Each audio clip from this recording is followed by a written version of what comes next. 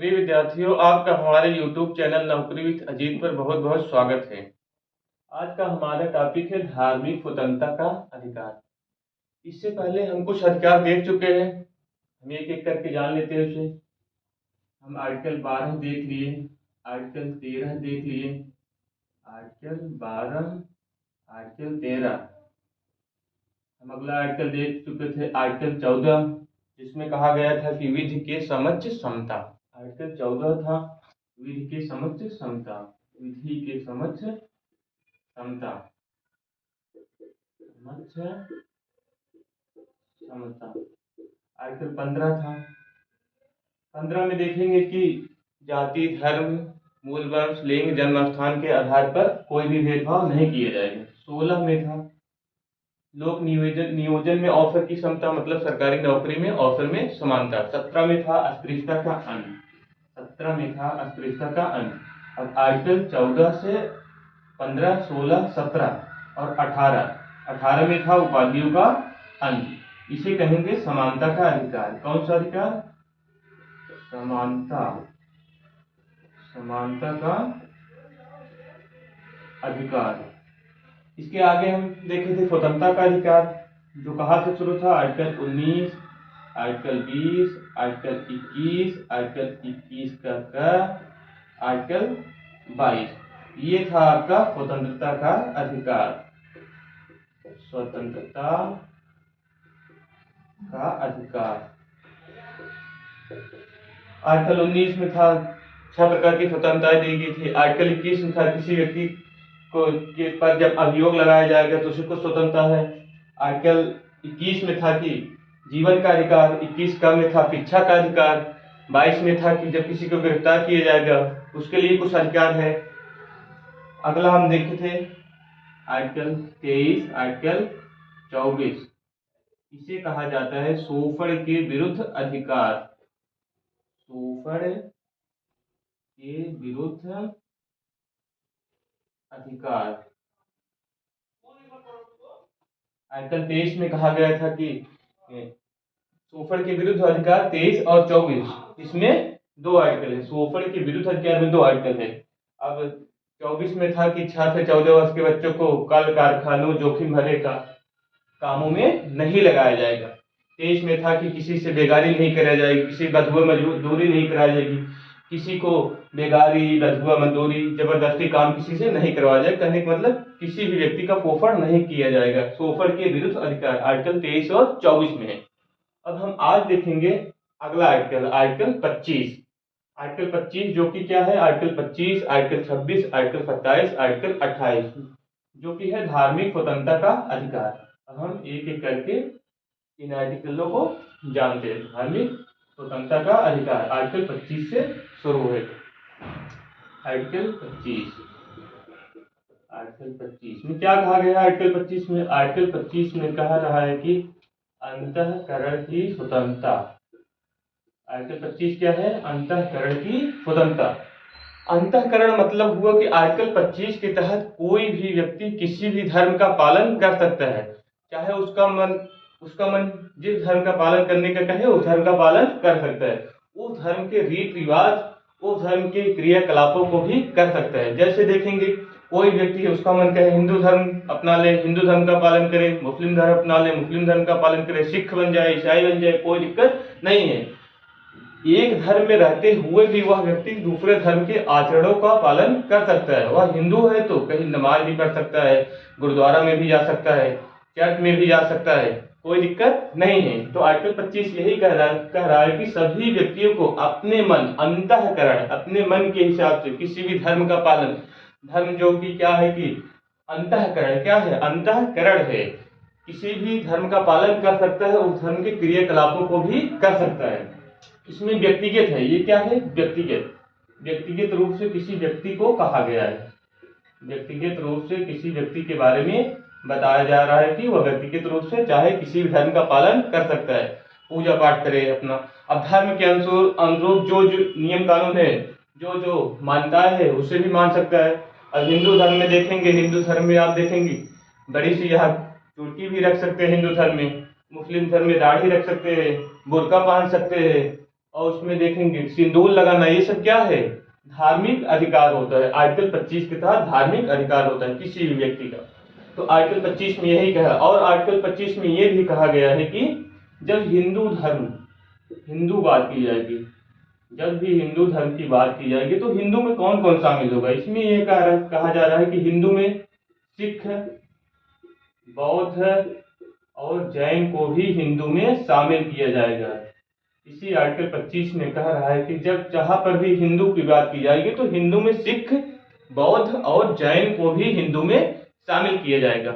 और इसमें एक चीज और कहा गया है आर्टिकल 25 में, आर्टिकल 25 में कहा गया है कि कृपाण धारण करना, किसका है, धारण करना सिखों का अधिकार है। इसमें यह कहा गया है कि कृपाण धारण करना सिखों का अधिकार है। आप सिख धर्म वालों को देखेंगे कि वो कृपाण लेकर चलते हैं, उनके धर्म का हिस्सा है। कृपाण मतलब एक छोटी सी तलवार लेकर वो चलते हैं, छोटी सी तलवार रहती है। तो उनके धर्म का ये नियम है कि वे लोग कृपाण धारण करके चले। तो कृपाण धारण करना सिखों का धार्मिक अधिकार है। यह किस आर्टिकल में कहा गया है, यह आर्टिकल 25 के तहत है कि कृपाण धारण करना सिखों का धार्मिक अधिकार है। तो आर्टिकल 25 में आप देखेंगे कि व्यक्तिगत की जा रही है, व्यक्तिगत रूप से आप किसी भी धर्म का पालन कर सकते हैं, किसी धर्म के रीति रिवाजों को मान सकते हैं, उस धर्म के अनुरूप आचरण कर सकते हैं आप आर्टिकल 25 के तहत। अब हम अगला आर्टिकल देखेंगे, आर्टिकल 26। आर्टिकल 26 क्या कह रहा है, जो चीजें यह आर्टिकल 25 व्यक्तिगत रूप में कह रहा है वही चीजें आर्टिकल 26 सामूहिक रूप से कह रहा है। आर्टिकल 25 देखेंगे व्यक्तिगत स्वतंत्रता देता है, व्यक्तिगत धार्मिक स्वतंत्रता, लेकिन आर्टिकल 26 क्या कह रहा है, सामूहिक धार्मिक स्वतंत्रता के बारे में आर्टिकल 26 कहता है। तो ये कहता है कि ये धार्मिक प्रबंध भी आप कर सकते हैं, कोई भी धार्मिक समूह है अपने धर्म को मान सकता है, धर्म के अनुरूप कोई भी प्रबंध करना है तो प्रबंध भी कर सकते हैं। जैसे आप देखेंगे हर धर्म का कोई न कोई प्रबंध होता है।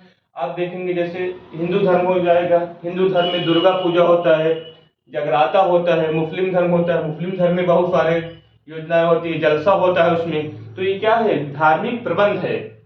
धार्मिक प्रबंध में इसमें ये भी कहा गया है कि वह अपने धर्म का प्रचार प्रसार उसमें कर सकता है, धर्म के अनुरूप वो अपने धर्म के लिए वह जगह जमीन भी खरीद सकता है उसमें, आर्टिकल 26 के ही तहत। यह व्यक्तिगत है, ये भी कोई व्यक्ति इसमें भी प्रचार प्रसार कर सकता है, देखेंगे अपने धर्म को प्रचार प्रसार कर सकता है, लेकिन किसी भी व्यक्ति के धर्म परिवर्तन नहीं करा सकता है। दूसरे व्यक्ति को लाभ देकर, लोभ देकर, प्रलोभन देकर किसी दूसरे व्यक्ति का धर्म परिवर्तन नहीं करा सकता। अगर आप धर्म इसमें आर्टिकल 25 में आप देखेंगे कि धर्म परिवर्तन नहीं करा सकते। आर्टिकल 25 में धर्म परिवर्तन नहीं करा सकते। उसे कोई व्यक्ति अगर अपने मर्जी से किसी धर्म को अपनाना चाहे तो अपना सकता है, लेकिन जबरदस्ती कोई भी व्यक्ति किसी दूसरे व्यक्ति का धर्म परिवर्तन नहीं करा सकता है। 26 में कह रहा है सामूहिक धार्मिक स्वतंत्रता, सामूहिक धार्मिक स्वतंत्रता किसमें कह रहा है, आर्टिकल 26 में कह रहा है कि सामूहिक धार्मिक स्वतंत्रता। यह पूरे धार्मिक समुदाय को स्वतंत्रता देता है, अपने धर्म का प्रचार प्रसार करे, अपने फॉलोवर, अपने अनुयायियों को बुलाकर उन्हें अपने धर्म के बारे में अच्छी बातों को बता सकता है, जगह जमीन भी ले सकता है, सब कुछ कर सकता है। सामूहिक धार्मिक स्वतंत्रता आर्टिकल 26 में कहा जा रहा है। अब हम अगला आर्टिकल देखते हैं, आर्टिकल 27 में क्या कहा जा रहा है। देखिए, अगर आपको सामूहिक धार्मिक स्वतंत्रता है तो उसके लिए पैसे भी चाहिए। उसके लिए क्या चाहिए, पैसों की भी जरूरत उसके लिए होगी। तो आर्टिकल 27 में यही कहा जा रहा है कि किसी ऐसे धन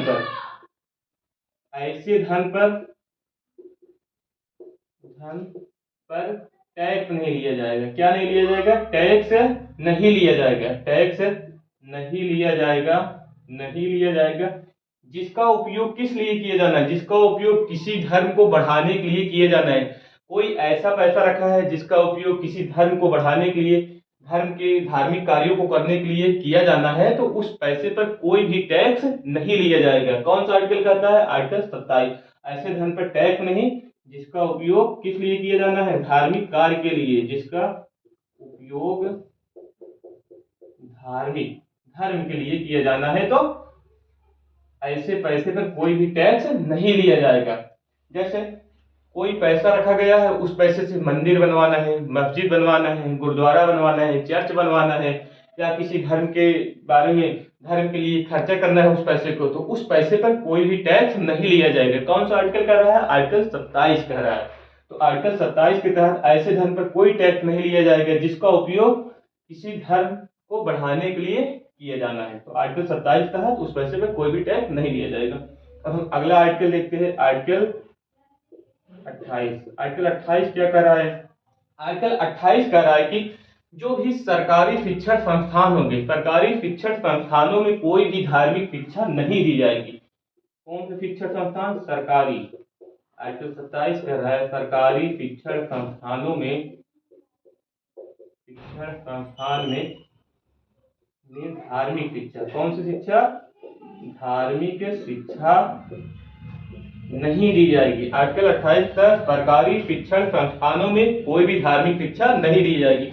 जैसे सरकारी विद्यालय है तो उसमें किसी धर्म विशेष के बारे में नहीं पढ़ाया जाएगा, उसमें छात्रों को धर्म विशेष के बारे में नहीं पढ़ाया जाएगा। आर्टिकल 28 यही कर रहा है। लेकिन इसमें यह है कि किसी भाषा को पढ़ाया जा सकता है, भाषा पर मना ही नहीं है, भाषा को पढ़ाया जा सकता है, भाषा को पढ़ाया जा सकता है। जैसे संस्कृत भाषा हो गई, उर्दू क्या है? उर्दू एक अपने में भाषा है। संस्कृत अपने में क्या है? संस्कृत अपने में भाषा है। संस्कृत पढ़ने का मतलब ये नहीं हुआ कि यह हिंदू धर्म के लिए है, उर्दू पढ़ने का मतलब ये नहीं हुआ कि यह मुस्लिम धर्म के लिए, इस्लाम धर्म के लिए है। तो इसमें भाषा को पढ़ाया जा सकता है, लेकिन किसी धर्म विशेष के बारे में नहीं पढ़ाया जाएगा, नहीं बताया जाएगा। इस प्रकार आर्टिकल 28 के तहत सरकारी शिक्षण संस्थानों में कोई भी धार्मिक शिक्षा नहीं दी जाएगी, धार्मिक शिक्षा की मनाही है आर्टिकल 28 के तहत। इस प्रकार हम देख चुके हैं धार्मिक स्वतंत्रता का अधिकार, जिसमें कितने आर्टिकल है धार्मिक स्वतंत्रता के अधिकार में? धार्मिक स्वतंत्रता के अधिकार में 4 आर्टिकल है। कितने आर्टिकल? 4 आर्टिकल पूरे हैं।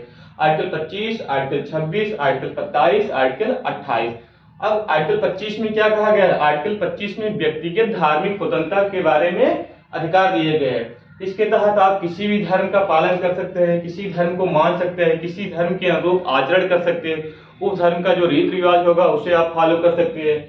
इसमें यही कहा गया आप अपने धर्म का प्रचार प्रसार भी कर सकते हैं, लेकिन किसी भी व्यक्ति के धर्म को आप जबरदस्ती चेंज नहीं करवा सकते।